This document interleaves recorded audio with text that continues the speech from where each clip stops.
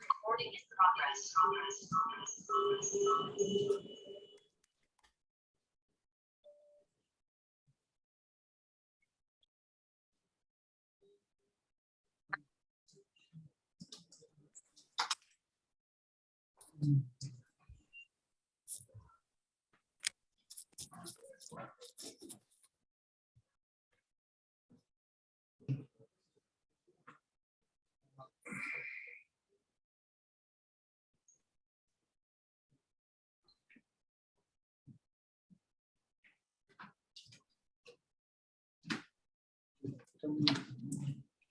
Greetings, everybody. I'm just waiting 30 more seconds while some other colleagues join us before we start. Thank you.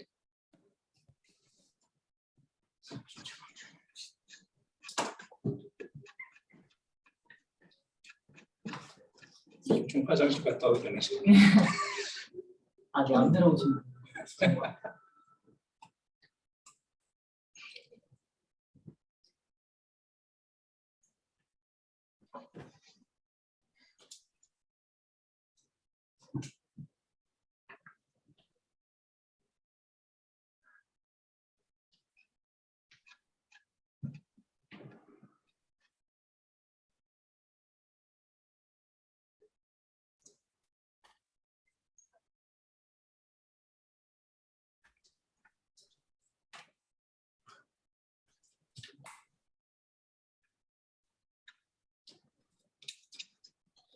Well, I think we may start so that we start on time.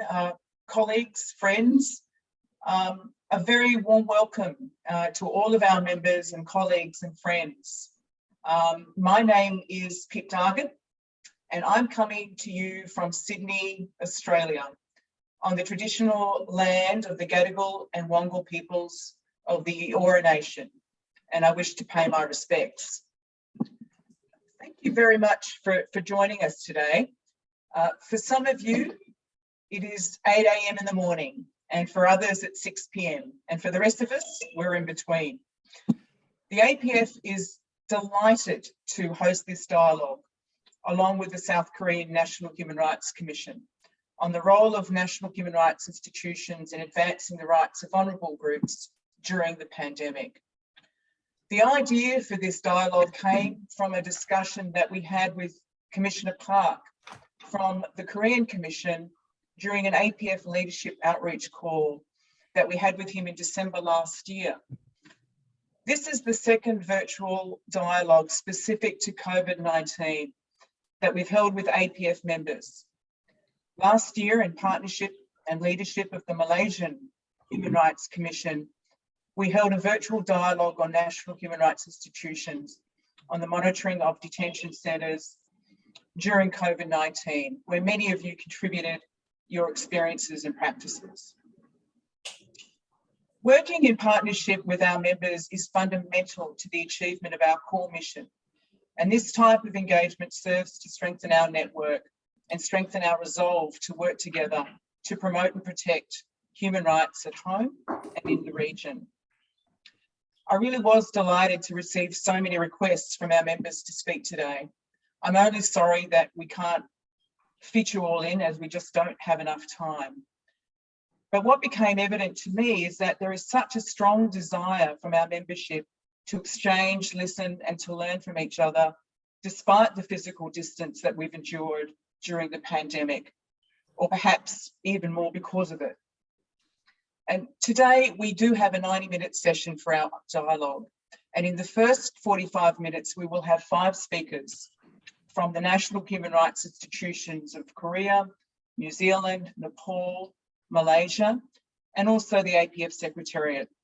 And we'll be speaking to the issues of vulnerable groups, including older people, people with disabilities, women and children, migrants, refugees, and LGBTI people.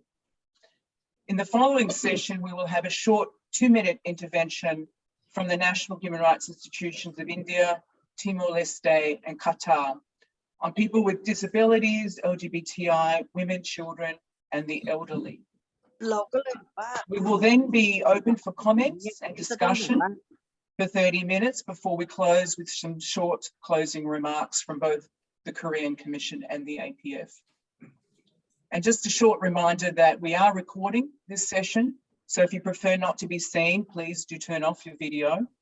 And may I remind you to please keep your microphone off if you are not speaking, or to put it on if you are. So thank you very much again for joining us. And I'd like to invite our first speaker, which is Yang Hwa Ho, from the director, he's the director of the Planning and Investigations Unit of the South Korean Commission. So please take the floor. Thank you.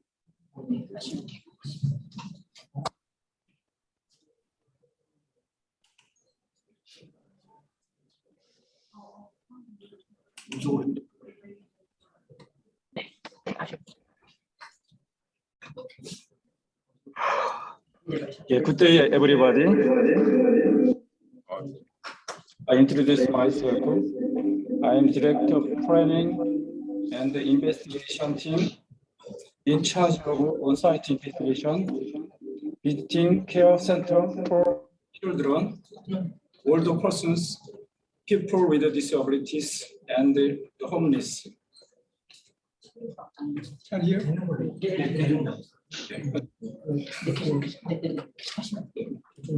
Thank you. 이거 PPT가 안 넘겨지는데. Korea is an aged society. The population of the Republic of Korea is now at around 51 million, and 8.9 million of them are older persons.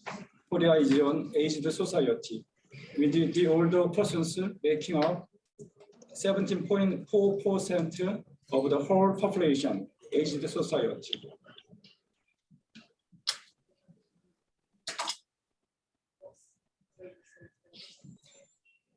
When the COVID-19 case was discovered in the elderly care center in Gumpo in March 2020, the center shut down the whole facility to cohort isolation itself. As COVID-19 infection of the older persons broke out as a result, the center also turned down the visitors and arbitrarily corrected the care workers' personal information for contact tracing. The issue of insufficient support during the isolation period, including emergency medical and care support, and violation on the right to freedom, access to external transportation, and the privacy also existed. The finding was launched for these reasons.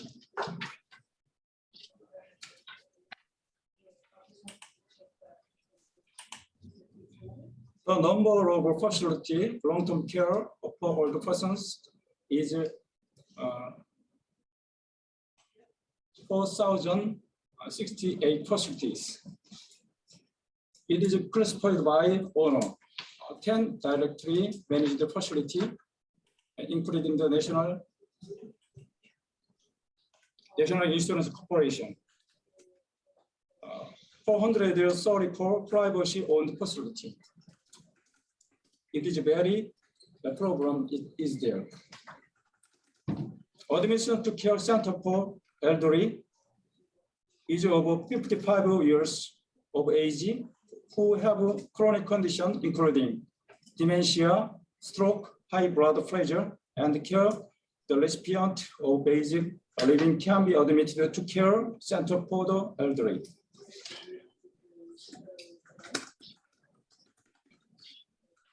Korea court isolation in the care center for the elderly is below.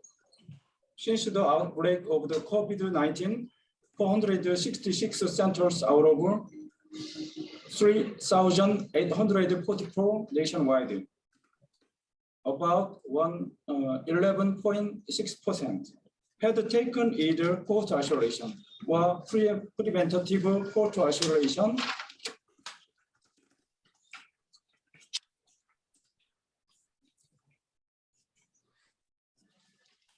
Preventive court isolation at the center that have no positive cases violated the fundamental rights, including mobility rights. The isolation measures were taken according to the administrative order by the head of the local government, which is based on ambiguous legal grounds.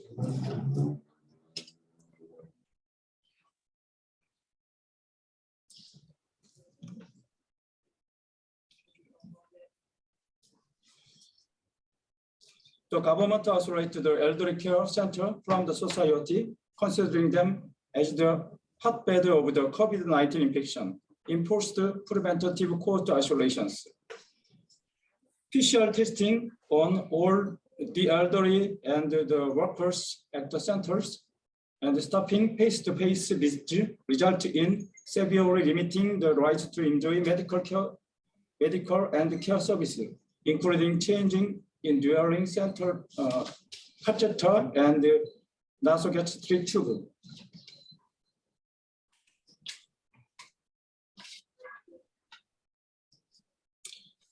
Korea National Commission of Korea has organized the survey at the 60 care facilities for the elderly. Court isolation, 19 facilities, preventative court isolation, 29 facilities, isolation measures not taken, 12 facilities. We have surveyed 153 people. Their people's worsened health condition due to stress, limited access to external transportation.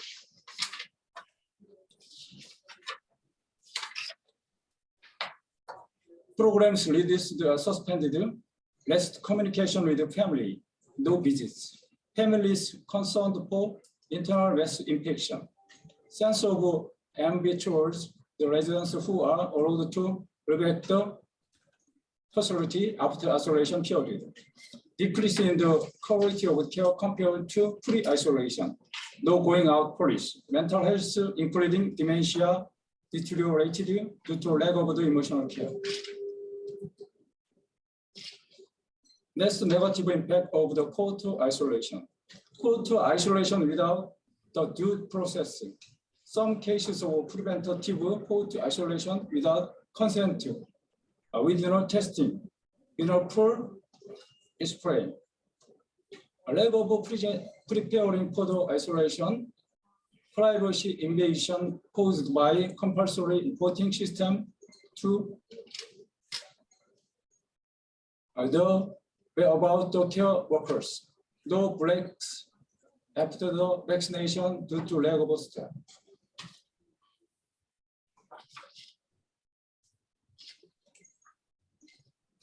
Deteriorating human rights situation in the care center for the elderly.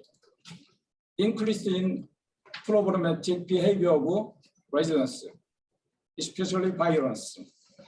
Care workers were to report on the whereabouts when not at work.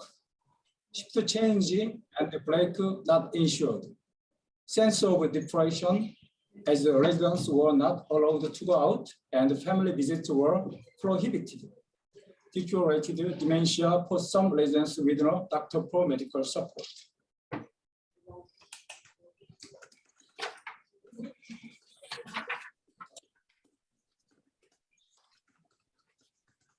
way to improve the role of human rights institutions.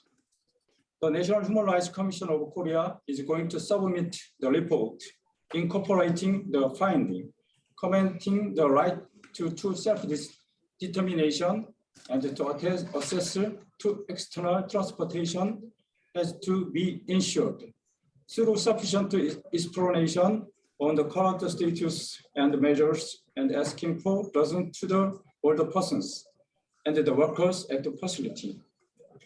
Formulate legal grounds and guidance on how to isolation. With all the human rights violations and manual or guidance that are fit to the need of the care facilities and the legal grounds, protecting the rights of all who are involved are necessary. Pedo support on mental health care program. Areas of program to support the mental health of all the persons in care facilities are needed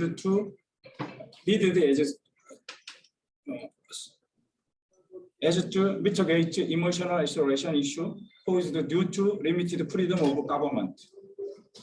NHRCK will also continuously monitor the care center's human rights situation. Also, NHRCK is translated Hirapsa principles and by the principle, the review center human rights situation. My presentation is finished. Thank you for listening to my presentation.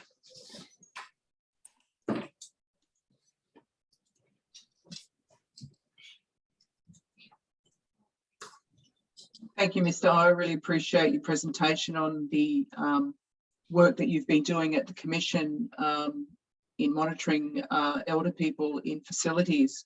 I'd now like to invite our second speaker, Paula Tesario, who will speak on the issue of people with disabilities. Paula is the Disability Discrimination Commissioner at the New Zealand Human Rights Commission. Thanks, Paula. Thanks, Pip. And in the language of the Indigenous people of New Zealand, Ngā mihi nui kia koutou katoa. It's lovely to be amongst friends and colleagues across the Asia Pacific region, and I'm looking forward to more opportunities to connect this way and also eventually to connect in person. My name's Paula. I'm the Disability Rights Commissioner at the New Zealand Human Rights Commission. I also chair the GANRI Working Group on Disability Issues, and over the past 2 years I've had a number of opportunities to participate in GANRI and Commonwealth Forum webinars such as this, where we've explored the impacts of COVID on disabled people. As the UN system and we as a national human rights institution have recognised since the beginning of the pandemic, disabled people, which make up over 1 billion people globally, are one of the most excluded groups in our society, and tracking has shown are amongst the hardest hit in terms of fatalities. The specific human rights implications of the COVID-19 pandemic on disabled people are outlined in the UN Secretary-General's policy brief, A Disability Inclusive Response to COVID-19. We at the New Zealand Human Rights Commission, like the UN General Assembly, have called upon duty bearers, the international community, regional and international organisations and stakeholders to give high priority to older people, people with chronic health conditions, and disabled people, recognising that they are at greater risk. Our approach at the New Zealand Human Rights Commission from the start of the pandemic was essentially to take a three-pronged approach. We provided advice to government, we monitored and held to account the actions of government, and we engaged community voice and spent a lot of time in our communities. The Commission issued a short snapshot report in the very early stages of COVID to highlight some of the missteps that had been taken in our view, but also some of the things that were working well. We also set up a microsite on our website summarising various rights so that people in the community could look to that document as a way of upholding their own rights. And we have continued to advise government about human rights implications and obligations right throughout the pandemic. I'll talk now about the specific experiences of disabled people throughout the pandemic in Aotearoa, New Zealand. We have always, as an NHRI, applauded the way that the government put the health of its citizens first for taking a health protection and evidence-based approach to managing the pandemic, certainly in the very early stages. The initial COVID-19 emergency and response in New Zealand required people to change their everyday lives suddenly to prevent the spread of COVID-19. We applauded the efforts of our government at the time, and we still absolutely recognise that the actions taken in the early days undoubtedly saved thousands of lives in New Zealand, because our death rate by comparison to other countries has and remains comparatively low. The restrictions that were put in place early on in New Zealand, and they were some of the toughest restrictions around the world, gave non-disabled New Zealanders an experience of what many disabled people live with every day: isolation, lack of services, and difficulty obtaining support. But it also showed that flexible working conditions like remote access, working from home, that many disabled people have called for decades, was suddenly seen as more possible and supported by employers. The restrictions slowed the spread of COVID-19 and undoubtedly saved lives, but concerns grew that the restrictions exposed and exacerbated some of the existing inequities in the enjoyment of human rights by disabled people. At the start of the pandemic, many disabled people in New Zealand were particularly concerned by what we were reading overseas around do not resuscitate orders being imposed. In 2020, nearly 6 out of every 10 who died in the UK were disabled, and those with learning disabilities were 6 times more likely to die. And those things really resonated for disabled people here. There were huge problems initially getting access to things like protective gear, such as masks and gloves. Home and community support was disrupted, and many people needed help with accessing essential supplies and food. The New Zealand Human Rights Commission is a partner in the independent monitoring mechanism on disability rights, along with the Coalition for Disabled Persons Organisations and our Chief Ombudsman. In January 2021, the IMM issued its report, Making Disability Rights Real in a Pandemic. And I'll very quickly touch on some of the findings in that report. We found that access to food, transport, habilitation services, housing, and public spaces were key areas for improvement in the early part of the pandemic. We also found that despite decision-making groups that some disabled people were part of, often felt this was a consultative process only or an afterthought. Further, disability data collection is critical in times like a pandemic and all humanitarian situations, but we found data collecting and therefore reporting on the experiences of disabled people to be lacking. We also found 4 key areas that the COVID emergency highlighted around accessing information: access to digital information and communications, access to different formats, the relevance and consistency of information for disabled people, all needed improvement. In terms of education, we found there was inequitable access and the quality of education experienced by disabled people reduced. In terms of health, we found that COVID-19 created some particular challenges around accessing PPE and testing facilities. and it also exacerbated some existing inequalities. In terms of the right to work and employment, we found that changes to working environments actually created some really big opportunities around workplace flexibility, but on the other hand, also created existing employment-relating inequalities that disabled people are faced with on a day-to-day basis. And finally, our report noted that the COVID emergency affected some disabled people's access to justice and legal services. Fast forward a year, and like many other countries, we experienced the introduction of the Omicron variant into New Zealand. And we were quite lucky in that prior to then, we'd had a relatively COVID-free environment. My biggest observation is that that was the time, that was the moment that we had as a country to plan, and we could have planned better.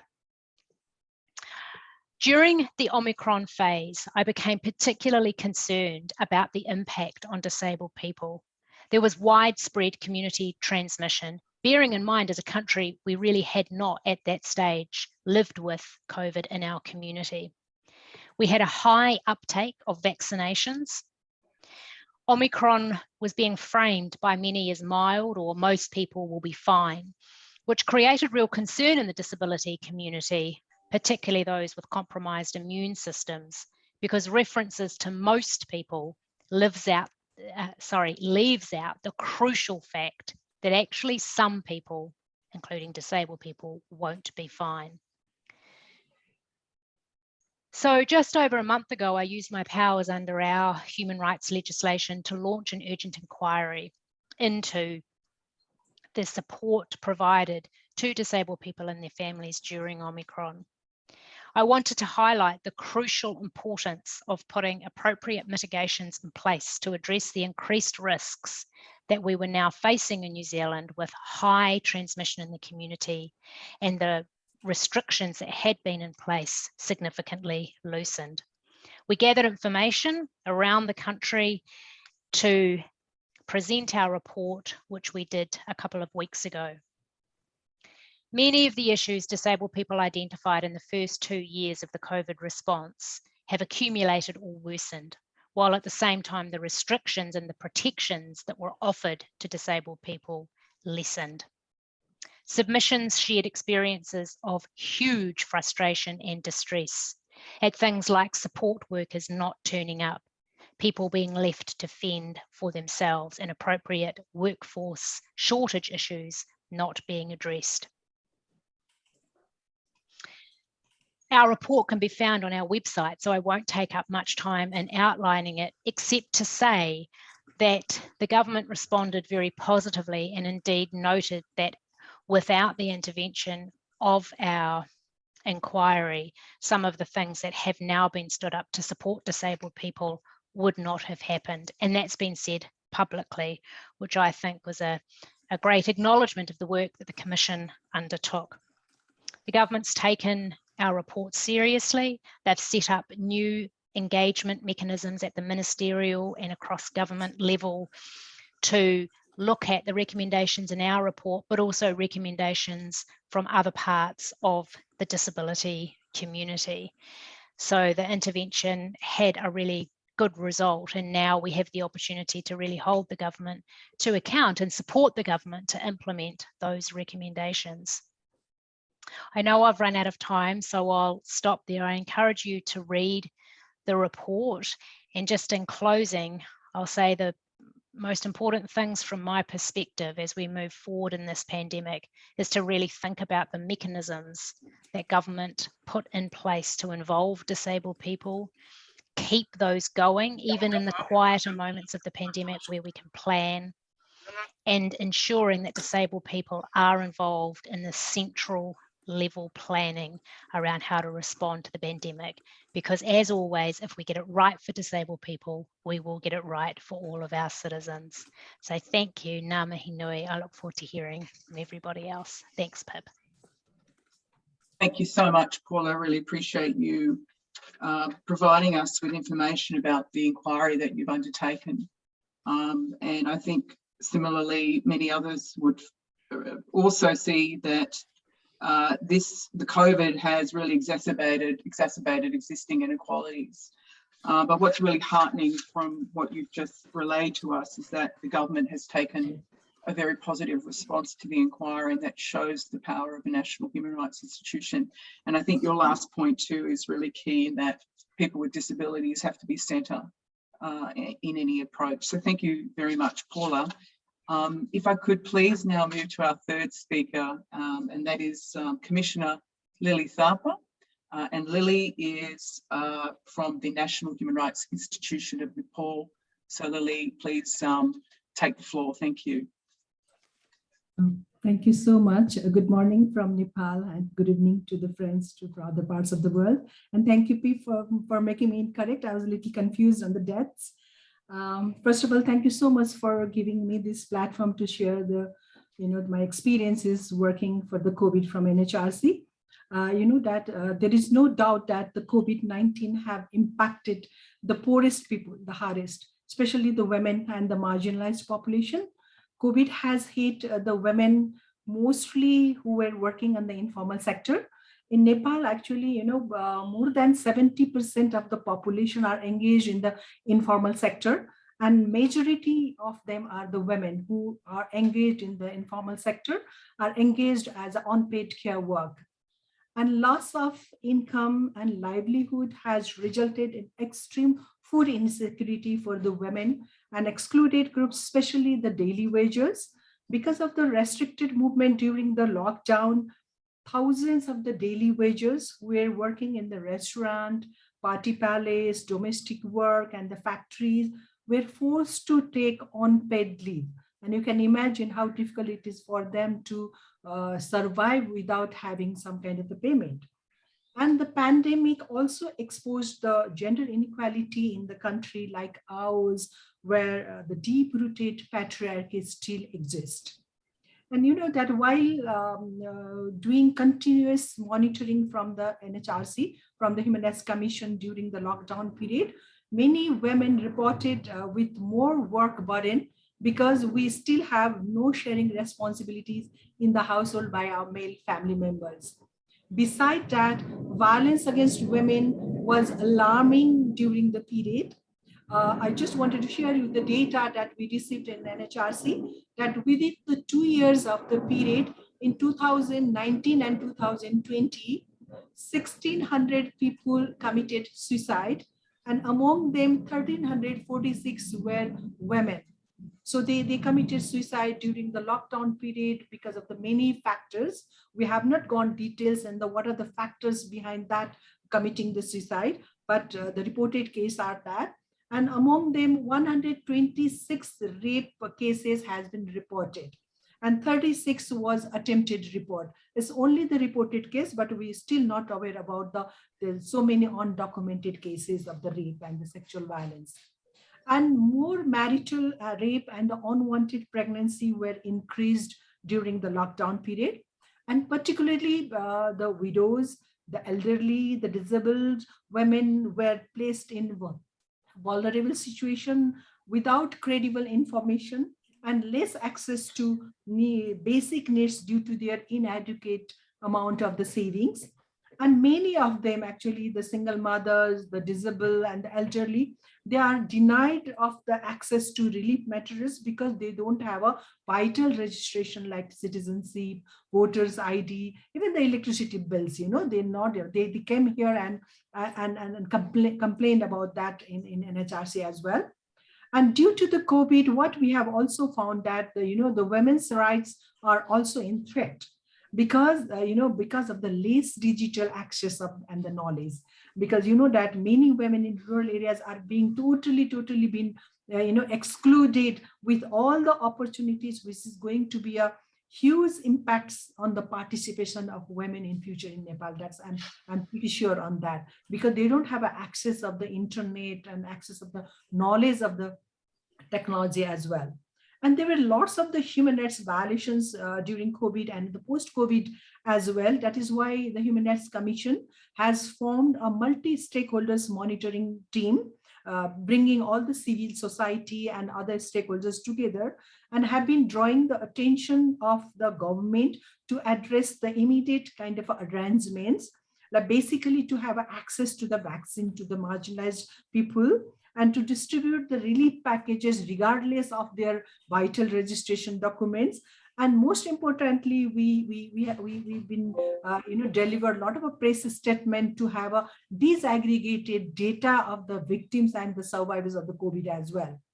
And beside that, we from the Human Rights Commission, together with the civil society organizations, also working on how to increase the resilience, such as coping strategy, because of the suicide rate was increasing day by day. So we started working with the civil society on how we can make a coping strategies among the COVID survivors as well. And we also been advocating to upskill the technology and digital skills among the children so that they won't miss with the educational opportunity, because nowadays, in many parts of our country, the schools are still taking online classes, and you know that many of them don't have a computer and all this access of the internet. So many of the people in the village, especially the children of the poor people, they have been denied of the access of the educational opportunity as well. And lastly, with the Human Rights Commissions, we have a JC division, which I basically leading that division, Gender and Equality and Social Inclusion division, who has been continuously advocating to engage the women from relief recovery to the response at the policymaking to address the pandemic as well. And also we've been engaged to bring the voices of the vulnerable communities into the decision making, defining their roles and specific needs in terms of preparedness, response, and the recovery. That's all I just wanted to share you right now, and I'll be happy to have a more response if there is any. Thank you so much. Thank you so much, Lily. Really, again, appreciate your time with us today, and apologies for the confusion regarding the date as well. Thank you for providing us with that background. Very disturbing statistics there in relation to suicide, particularly you said, I think there was around 1,600, of which 1,300 or more were women, which just shows the complete desperation which they're in. But also, again, the theme of how COVID has exacerbated existing and structural discrimination, and particularly in relation to violence against women, access to health, access to services, and also the focus on rural women. So thank you very much, Lily. If I could now please invite Jessie, who is the Secretary General of the Malaysian Human Rights Commission, or Dr. Neo, as we also know her. Jessie, you will be speaking on the issue of migrants and refugees. Thank you. Hi, everybody. Nice to see you. Yes, I will be speaking on the topic of the migrants and refugees, and giving you examples of the more visible incidences which happened in Malaysia in the past 2 years since the pandemic started. Okay. So basically, just to give you a little bit of background about the size of the migrants population as well as the refugee population in Malaysia. Given the developing status of Malaysia, it's seen as the largest migrant receiving country in Southeast Asia. There's an estimate of 1.4 to 2 million documented migrants. This is an official number. However, there is also the unofficial estimates of up to another 1.2 to 3.5 million additional migrants, or if it's unofficial, then the government sees it as undocumented migrants. Generally, the migrants come from Indonesia, Bangladesh, Nepal, Myanmar, and also smaller countries from India, Cambodia, Laos, and PDR. So our Malaysian government recognizes up to 14 originating countries. So these migrants typically are involved in 6 industries: manufacturing, plantation, agriculture, services, i.e. hospitality and security, construction, and domestic work. It has been reiterated many times by the activists and human rights defenders that these migrants actually contribute quite a lot to the development and the economy of Malaysia, as well as, of course, their countries of origin. And as substantial as 20% of the Malaysian workforce, although, of course, it's mainly in the low-skilled and semi-skilled jobs.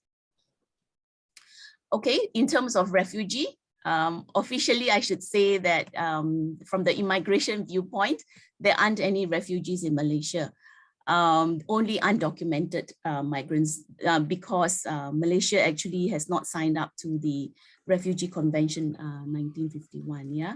So it's very dicey for us to talk about refugees when they say, well, there's no refugees in Malaysia.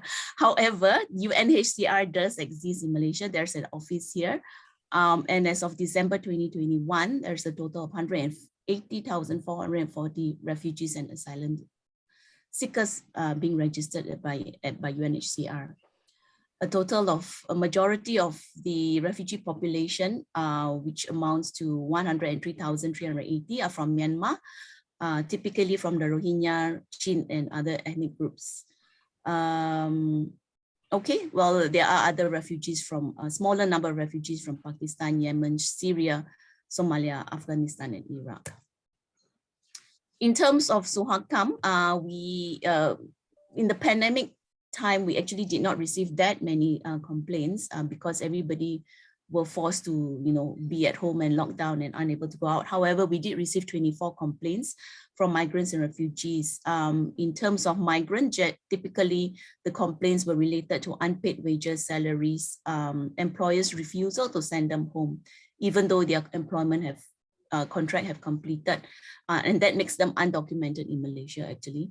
And then I will talk quite a bit about the forced labor issues in Malaysia. As Commissioner Lily Tapa had mentioned, that we also observed there's a high incidence of suicide among Nepalese migrant communities in Malaysia. In the past 3 years, there were since 2018, there were 1,158 deaths, which includes suicides, health issues, and accidental deaths in workplaces. However, suicide itself already account up to 140 cases in the past 3 years. Complaints that Suhakam receives from refugees would be the right to education for refugee children. Since they don't exist, they cannot access our education system. Same thing for accessing to the healthcare system. There's long delays in the processing of UNHCR refugee cards, as well as delays in placement of refugees in receiving third countries and detention of refugees in immigration depots. Yeah, and also I will talk a little bit about how there's quite a obvious case of racism and racial discrimination and among Malaysians towards the refugees in the past 2 or 3 years. So the next few slides, I will basically share you newspaper reports of the more visible incidences of the issues that I've raised earlier on. So you will see here in terms of migrants. So Malaysia, oops, where am I now? Sorry. Okay, hang on, backspace. Okay, so in terms of how Malaysia treated the refugees and migrants during the virus lockdown, we saw, well, a lot of people saw these communities as people who are high risk of carrying the virus. So the authorities in turn had, really come down hard on these communities and also detained them in detention centers. In terms of, in the second, on the left-hand side, you will see where Malaysia had raided areas where migrants are known to live, and really come down hard on them. And they say that they are arresting the migrants who are undocumented anyway, and basically to help protect Malaysians from further spread of the virus. Okay, in terms of this one is in terms of the recent downgrade by the US government of Malaysia's trafficking status from watch list to tier 3. They had said, according to the US, that Malaysia is not doing enough to protect people from being trafficked to Malaysia. Okay, in terms of forced labor issues, during the lockdown, there was an increase of demand from all over the world actually for rubber gloves. As we all know now that, you know, all the medical personnel and even other frontliners had needed to wear rubber gloves in their work conduct. And given that Malaysia produces up to 2/3 of the world's supply of rubber gloves, there was an increased demand on the rubber gloves industry in Malaysia. Even before the pandemic, there were already complaints of forced labor issues in this industry. However, the pandemic made it worse. Which means the migrants who were employed by the factories had to work harder, had to work longer. They didn't have holidays, and also their movements were confined. So this was one of the findings during that time. And then I think when the pandemic kind of slowed down a little bit, there were complaints about how bad these people were treated, and then which came to the US attention, and they had actually issued the workplace release, WROs, yeah, so that the American companies are not allowed to import the rubber gloves from Malaysia. The other industry which was affected due to accusations of forced labor in the industry was the palm oil companies. So same thing. So there were, at least the last count I checked, there were about 8 or 9 companies in Malaysia who were affected by the WROs by America. And the other one was as I mentioned earlier on, that there was a noticeable high rates of Nepali workers actually killing themselves in Malaysia. And we think it's because of the fact that they had lost their jobs in Malaysia and they had nowhere else to go. In terms of refugees, so in 2020, there were a number of boats of Rohingya refugees who were headed towards Malaysia. And because, again, that xenophobia attitude, the government felt that they were probably high risk for carrying viruses. So they actually headed out trying to push these people away back into the sea.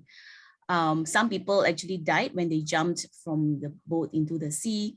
And then because it seems that the boat engine was purposely spoiled, so that the government had got no choice but to actually detain them in immigration detention centers in one of the islands in the north of Malaysia.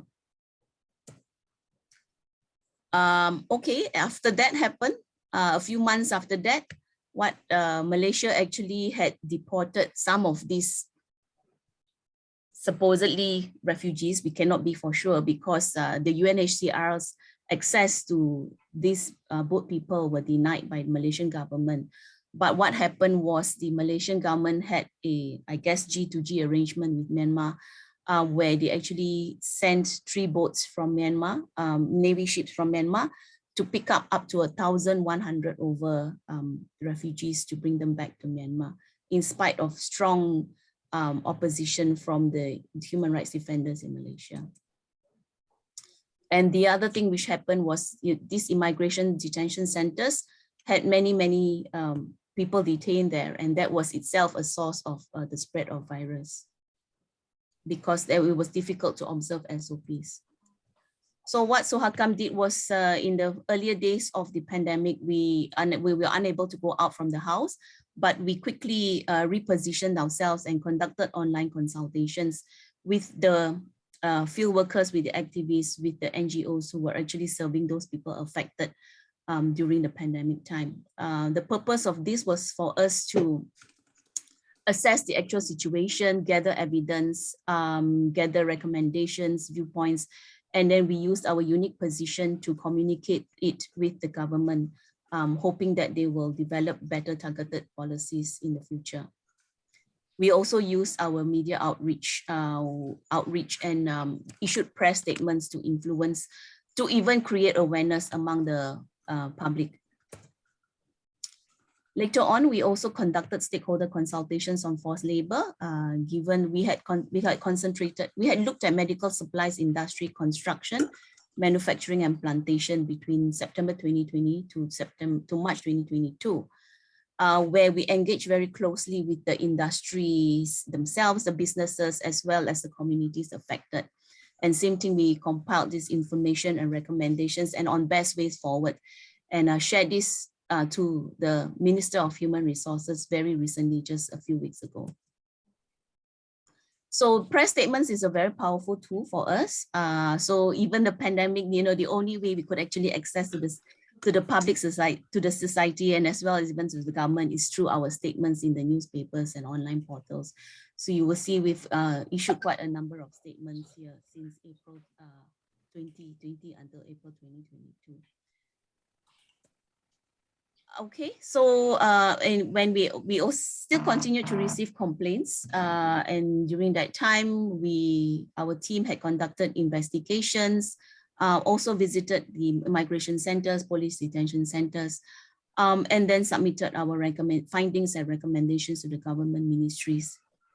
In terms of children, we also have an Office of the Children's Commissioner who had reiterated its position in many of his discussions that child refugees, migrants, and illegal migrants should not be detained at all costs, as they are first and foremost victims. We also engage closely with the all parliamentary groups where we have some access to parliamentarians, where we try to influence the policies so that it will be more friendly to refugees, and then also to seek for increased cooperation and management of refugees issues in Malaysia, including accession to the 1951 Refugee Convention. And this is my last slide, basically to say that we've actually received a special EU grant project, I think maybe a couple of months into the pandemic. So EU wanted us, or had offered us some funds to say, they really wanted to support Malaysia in its response towards the COVID-19 and meeting the needs of the vulnerable communities in Malaysia. So what we did in that project was to create an online portal where we were hoping to get to enable the various CSOs and NGOs in Malaysia so that they can share information and gather data and also identify areas where there are human rights violations, so that action can be taken accordingly. The other action that we had taken under this project was to strengthen the role and capacity of local NGOs and CSOs, especially in responding to humanitarian crisis and protection of human rights. And finally, we also saw the fact that some of these vulnerable communities had actually lost their jobs and their access to whatever jobs that they have. So we thought it would be an opportune time for us to use this grant to actually upskill them, giving them alternative skills so that they can resume with their livelihood in the near future. Okay, I think that's all from me. So moving forward, I think a lot of Malaysia's problems is actually related to policies by the government. So we will really have to step up our engagement with government agencies to make them realize that, the refugees and migrants are not here in Malaysia to upstage Malaysia or to put our security at risk.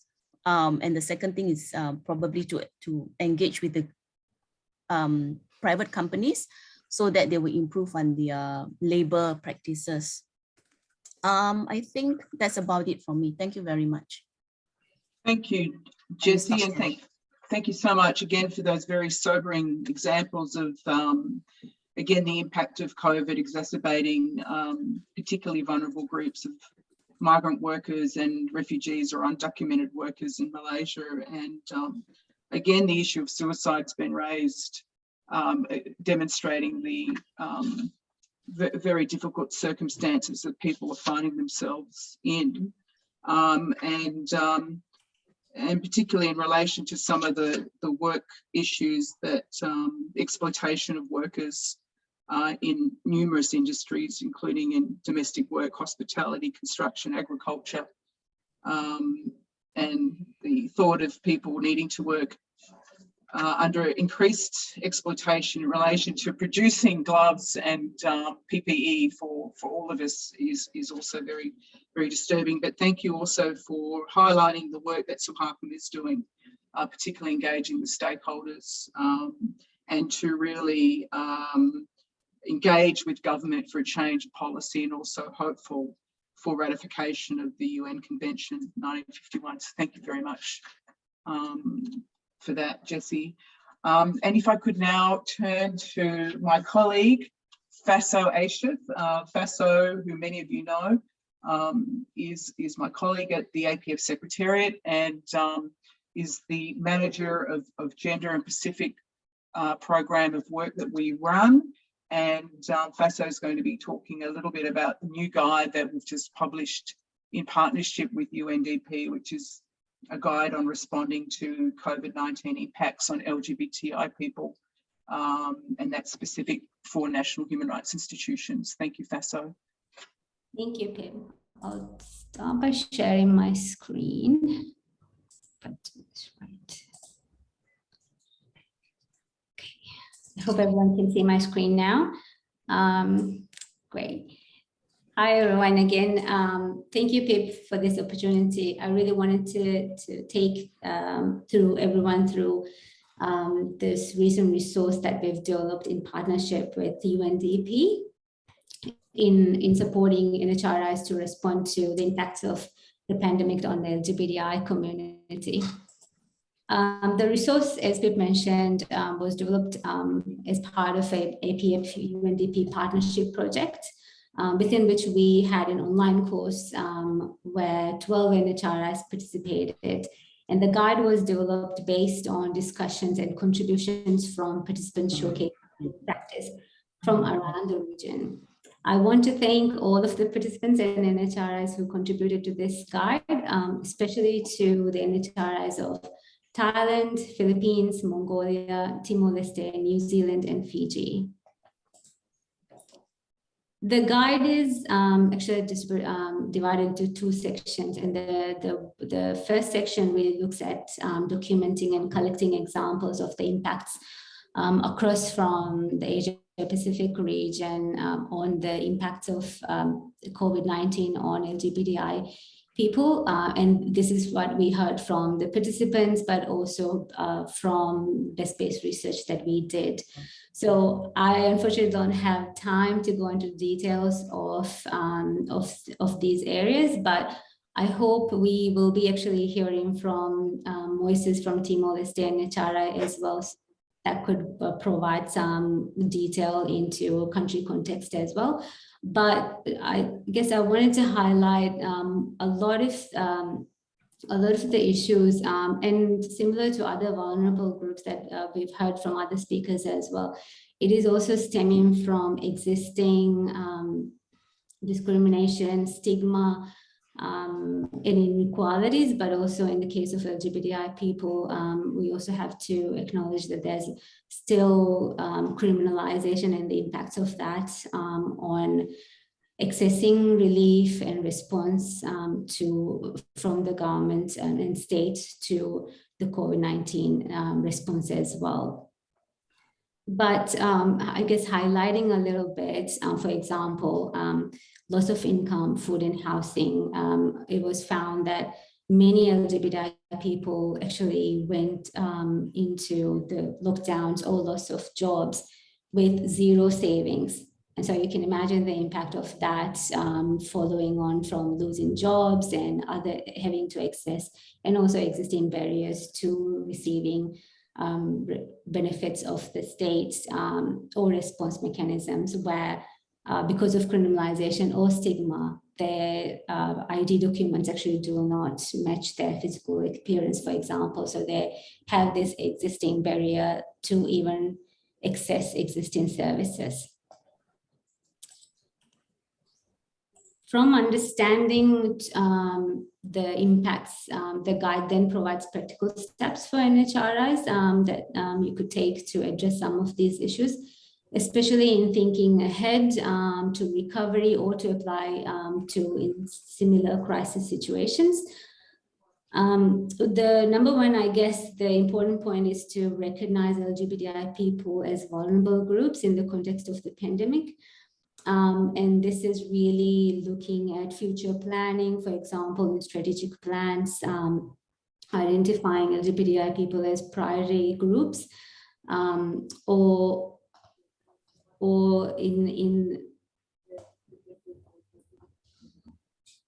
in the planning and advisory work. The guide actually has examples from Timor-Leste, Samoa, Mongolia, Philippines, and Fiji, even New Zealand, where they used existing relationships with LGBTI community and CSO groups to consult, monitor and the situation and inform policy advisories.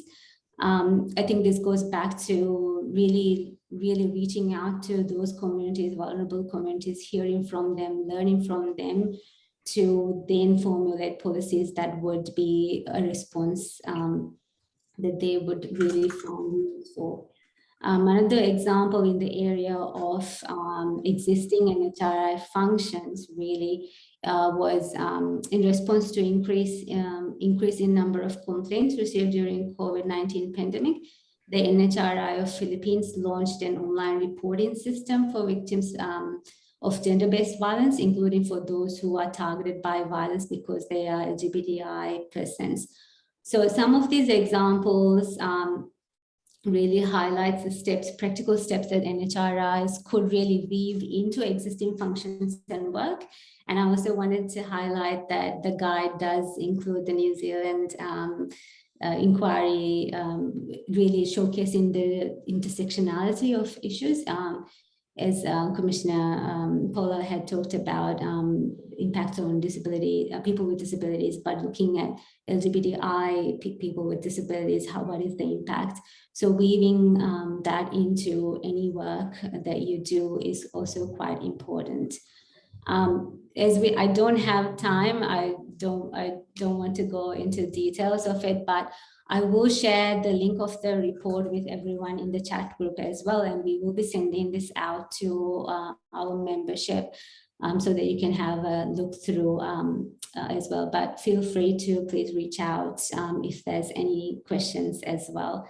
Again, thank you for the opportunity, and it's been a pleasure. Thank you. So thank you so much. Again, highlighting increased vulnerability for LGBTI people, and it's been great for APF to work in partnership with UNDP to really develop a practical guide on how NHRIs can use their mandate and their functions to really engage on these issues. And thanks very much for the presentation. We will have a chance in the next session to ask questions of our speakers, but I will move on to the next session, which is really very short interventions, given that there was such a phenomenal interest in speaking. But these next speakers will speak for just 2 minutes, and then we will have an open session. If anyone would like to ask questions from any of our speakers on the issues they've raised, there will be that opportunity. But I will move now to the next session, and I'd like to invite Dr. Mulay, who is a commissioner at the National Human Rights Commission of India, to please make. Well, thank you, facilitator. I'm really grateful for giving us 2 minutes of 2 minutes long intervention time. As we all see, the problems seem to be prevalent everywhere. And while talking about the persons with disabilities, we have seen that in their case, just as like LGBTQ community or people with advanced age, the problems have got intensified during COVID. The National Human Rights Commission of India does have a core group which from time to time goes to the issues that confront and that are subjected, particularly in the context of persons with disability. And this particular core group has representatives of NGOs, civil society, government, and prominent people from the area who work on this particular issue. Time to time, we have been giving a number of recommendations to the government, and many of them are being implemented. So would like to believe. During the pandemic, particularly, we did have a special committee of experts on impact of COVID-19 on human rights and future response, including the representatives of civil society and other stakeholders. We have particularly given recommendations. I'm not actually emphasizing on the problem side because that has been dealt with by earlier speakers. But we have made very detailed recommendations on access to healthcare. For example, that all hospitals are adequately staffed and equipped with sufficient stock of medicines required for persons with disabilities, including the availability of blood and anti-hemophilia factor. There are about 9 to 10, and these can be seen on our websites. And in view of the time, I'll not really go into details. Then we have detailed recommendations on access to education, where particularly educational institutions providing online educations should be accessible for people with disabilities, and smartphones or laptops with accessibility features to needy students should be given at concessional rate, if not free of cost. Similarly, we have detailed recommendations that have gone to the government on assistive devices and rehabilitation services, because we think that this is going to be very important, particularly during the difficult times of COVID. Similarly, access to livelihood has been an important concern in the Human Rights Commission here. And in India, we have 5% reservation by law, and that must be provided in all poverty alleviation and developmental schemes. So the NHRC has been working hard to emphasize this particular aspect with the government, which is central federal government, as well as with the state government.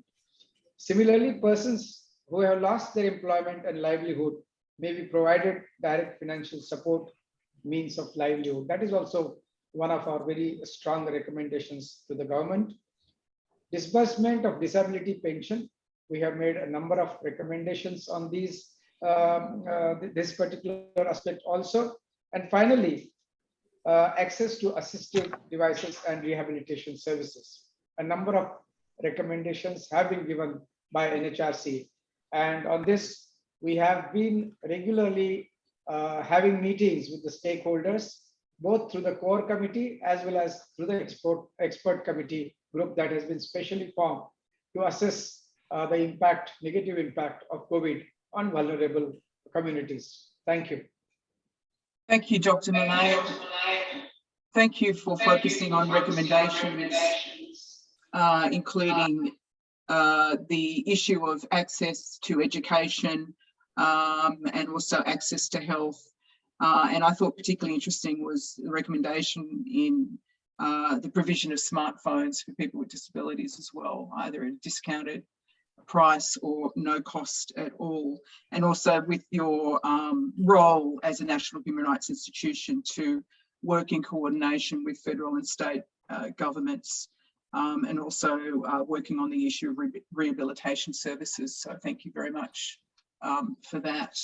I will now move to our colleague from the Timor-Leste Provedor of Human Rights and Justice, and that's Moses Pereira.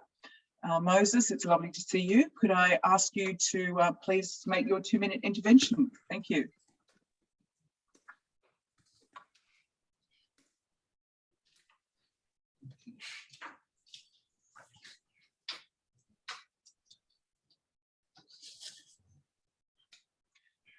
I think Moses has just dropped out in terms of the internet, so I will move on and come back to Moses when he reappears. So let me move to now our representative from the Qatar National Human Rights Committee, Amna El-Sawaidi. Amna, if you're there, could you please take the floor? Thank you.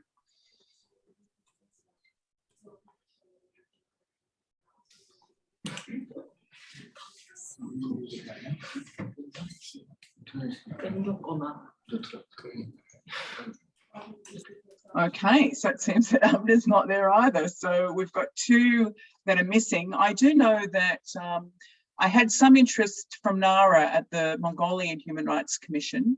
Nara, did you want to make a few comments or words for a couple of minutes while we wait for our other colleagues if they turn up? And if not, then we'll go into an open session on questions and answers and comments. Thanks, Nara. Okay, I just have one question, and just to give you a little bit update about the Mongolian Human Rights Commission so far. So I guess we lost the contact for quite some time. So it's time to refresh our engagement and cooperation. And thank you very much, Pip, for giving me some time to talk to the colleagues. And I would like to, on behalf of the Mongolian Human Rights Commission, I would like to extend our warmest greetings to the colleagues in the Asia Pacific region. And as it is our long tradition, we will be very active participants in the international dialogue, and we will be really happy to cooperate with our peers in the region. And as for the COVID-19 and Mongolian Human Rights Commission, we actually really went through such a unique time in the history of Mongolia, as well as the national human rights institutions. Actually, our founding legislation was renewed in the beginning of 2020, and a new set of commissioners was appointed in November 2020.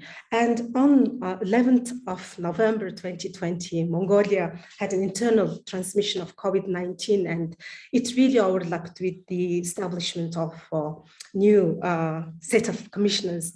As we went through such a challenging time to deal with all human rights issues, and the one very positive aspect of Mongolia is it's a relatively free country, so the freedom of expression and demonstration is, in my view, it's quite relatively good respected. So we had complaints foreign to the Commission. Usually Commission receives about 600 complaints a year, but last year and this year, our complaints almost doubled. 1,100 complaints were received on average. So there were many human rights issues to deal with, and a right to movement, privacy, liberty, and all the set of human rights breach and concerns were raised in the community.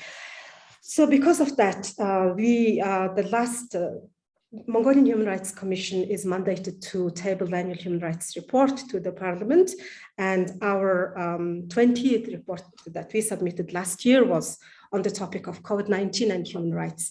And Parliament discussed the report in the plenary session and issued a resolution directing the government to take measures to protect vulnerable people in the community, as well as to resolve some human rights issues in the report. And this year we again tabled our 21st report to the Parliament just last March, but for this time we tried to provide them with the big picture analysis. What might be the lessons learned for Mongolia to strengthen its national public health emergency framework? So we, using this, learning from this experience of COVID-19, we really wanted Mongolia to have a systematic change in its approach to deal with national public health emergency, and we are extended our willingness to cooperate with the government to update the framework, and hopefully this our report will be discussed within a week or two. So we are looking forward to that. And as of today, there will be at the Parliament. There is a public hearing of 2 new commissioners are being held. So there will be 7 commissioners at the Mongolian Human Rights Commission. And after we have a full board, we will have more engagement with our peers. And this October, we are planning to hold international gathering, it could be a conference or a roundtable, to invite our NHRI peers to Ulaanbaatar and specifically to discuss COVID-19 and human rights issues. And we have some dialogue going on with international development agencies with regard to that. And Hans Seidel Foundation, the German foundation, is willing to support this initiative. So we might see you in Ulaanbaatar. Thank you very much. Oh, actually, I have a question. Can I ask? Well, Nara, yes, you can. So much. Please do. Well, just Paula, I'm sorry, I can't see your last name, and just excuse me, I'm calling you your first name. So Paula, you mentioned that the New Zealand Human Rights Commission focused on the public engagement, and I was wondering what was the main avenues and channels, the ways that you carried out that, because we really focused on the engagement with the government, and I think we kind of lagged behind engaging with the public. And if you have any best practice, please share with us. Sure. Thank Nara, you. thank you. Paula, do you mind if I'll just intervene very quickly. Thank you, Nara. I really appreciate you coming in on that. I've just made contact with Moses, but he hasn't responded. So I think now it's a great opportunity to go right into our questions and answers. So Paula, thank you for taking Nara's question, and please go ahead. Thank you. No probs. Thanks, Pip, and thanks for that question, Nara. I think so we did it in a number of ways. Firstly, we actually initiated a group of what we call sort of integrity agencies in New Zealand. So people like the Privacy Commissioner, the Ombudsman, the Classification Office, the Health Commission, and those sorts of bodies. And we had weekly engagement with many of those agencies who were able to provide us with information that they were hearing through the community networks they have. So that was one way. Another way was we specifically also initiated another group where we partnered with our Indigenous people, our Māori communities, and gained insight into how things were impacting Māori during the pandemic, and they had very deep and wide connections which they brought to the table. We also had a microsite on our website where we were providing information about people's rights, but we also received a lot of information through our website and through our ordinary channels. Some of that was in response to public statements that we made, which I guess at the time increased our profile as a NHRI, and so people responded to that. And then the other way is as commissioners. So there are 4 commissioners, including our chief commissioner at our NHRI, and we all have quite extensive networks in the community that we were able to draw on. So I was able to reach into those communities and gather intel and feedback, and that became critically important really from sort of day one when we entered into our first lockdown. Having those connections was really important, and most of it, if not all of it, was done through Zoom or other electronic means. But certainly for us, Nara, that engagement was critical so that what we were saying to government, we felt confident that we were really bringing the voice of people through to government as well as our own analysis. So hopefully that helps a little bit.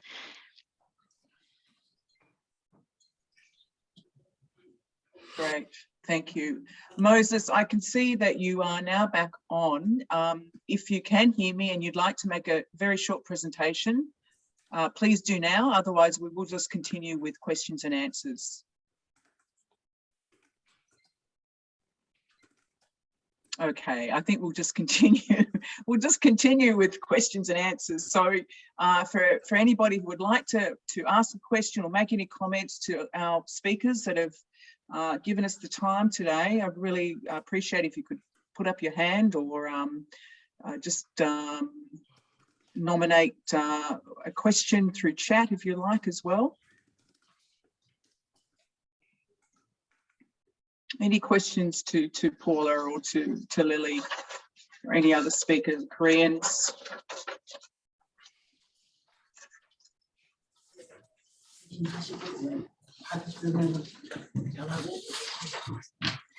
No?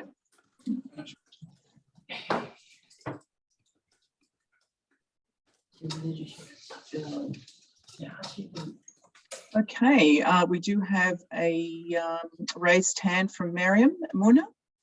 Miriam, if you could please ask your question. Thank you very much. Hi, nice to meet you all. It is indeed a pleasure and to meet all of you on this virtual dialogue.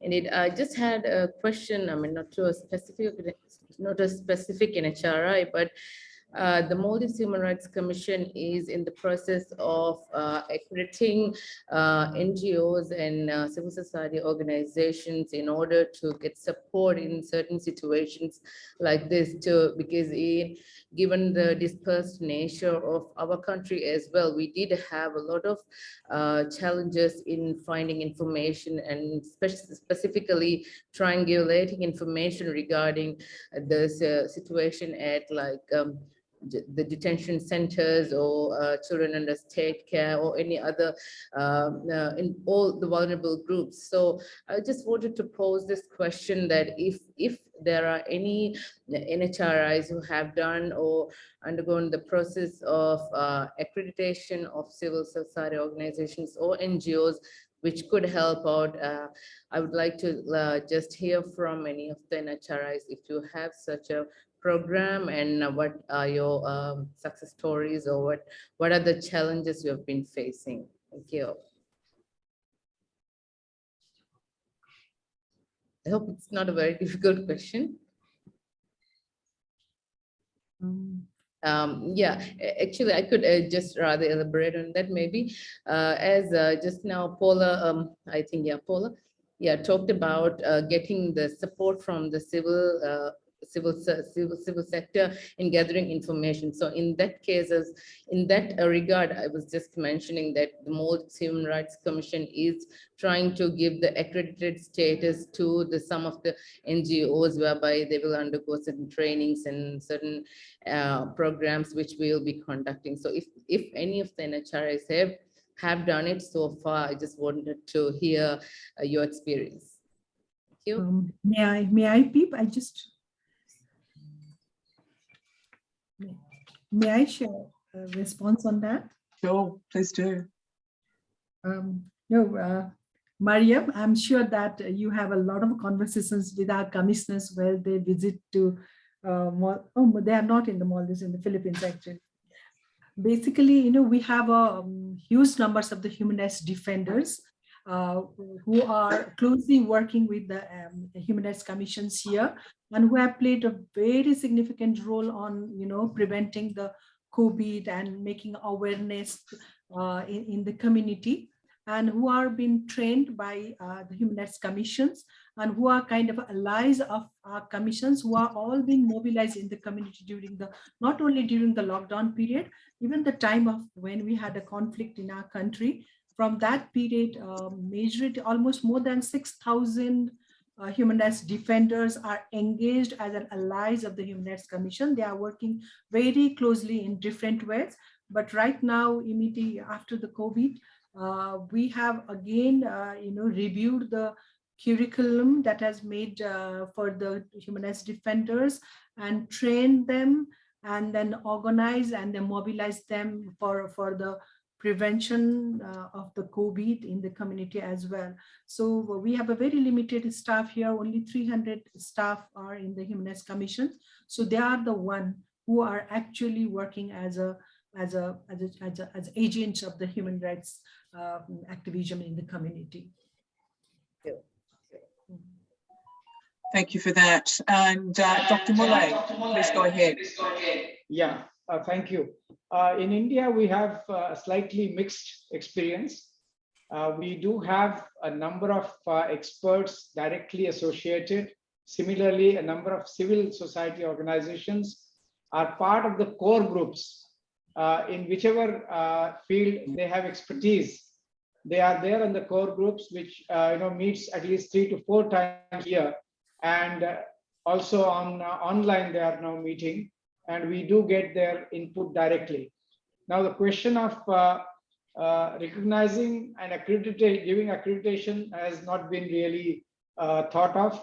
The reason is we have such a huge number of them that it's impossible for even government authorities to actually evaluate their credibility on the ground.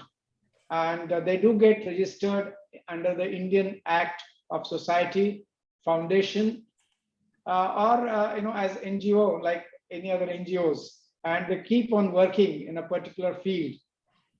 The other thing I would like to add is our state human rights commissions. They interact and they have a system of regularly recognizing them through various means, but not in formal written accreditation or giving any IDs. Human rights defendants, we have a separate core group which meets separately, and we have a special focal point for them, both in the ministry, in the NHRC, as well as in the states. And we also have a special hotline for human rights defendants. So day and night, they can contact one of our officers if they have any emergency of any kind. Thank you. Thank you very much. Thank you very much. Any other questions?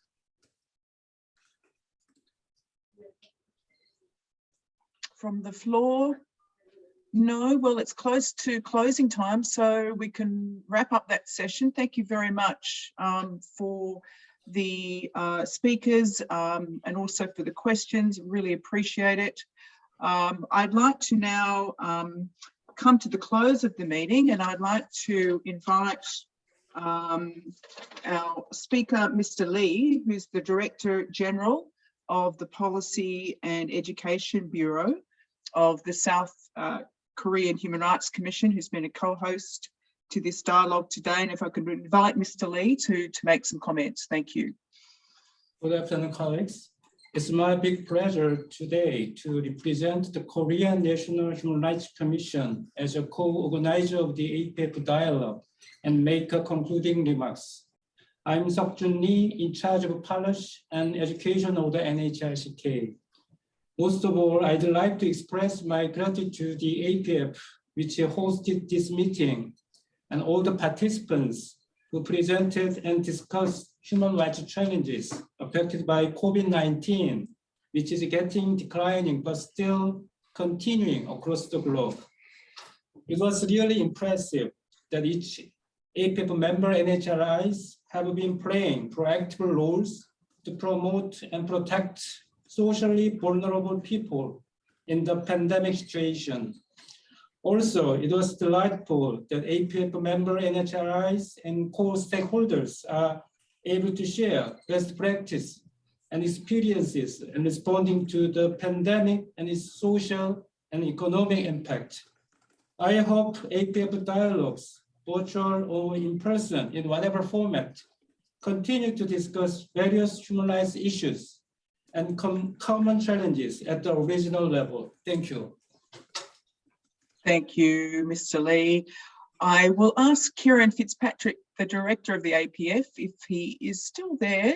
Kieran, would you like to make a few comments before I close up for the day? Thank you. Thank you, Pip. Look, it's a real pleasure. What a fantastic webinar this has been. Can I thank the National Human Rights Institution of Korea for co-hosting, and indeed it was their initiative and their idea. I really appreciate that.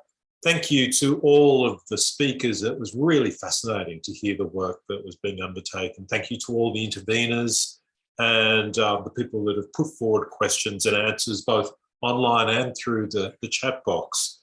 Can I also, and I'll ask all of us to pass on a collective thanks to Pip Dargan for her excellent facilitation. Pip, you've done a brilliant job in getting all of this done. I'm sure Pip will let us know about what next steps are. We have been recording it. I'm sure a little report of some description will come out of it. Thanks, Pip. Over to you. Thanks so much, Kieran. And to all of you, we really want to thank you for your time to be here. We do miss seeing you. We do miss seeing you in person.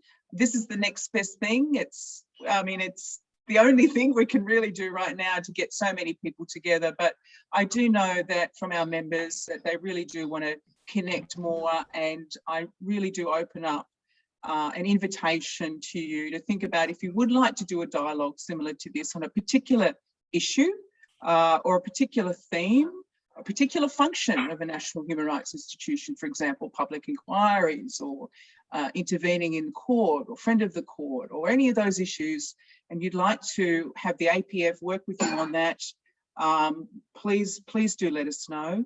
Again, we'd like to acknowledge and thank the South Korean Commission for their leadership on this, and that it came from another program that we run, which is the APF leaders dialogue, and that's usually a very informal call, but we found that very beneficial to our leaders, and it comes up with these great ideas.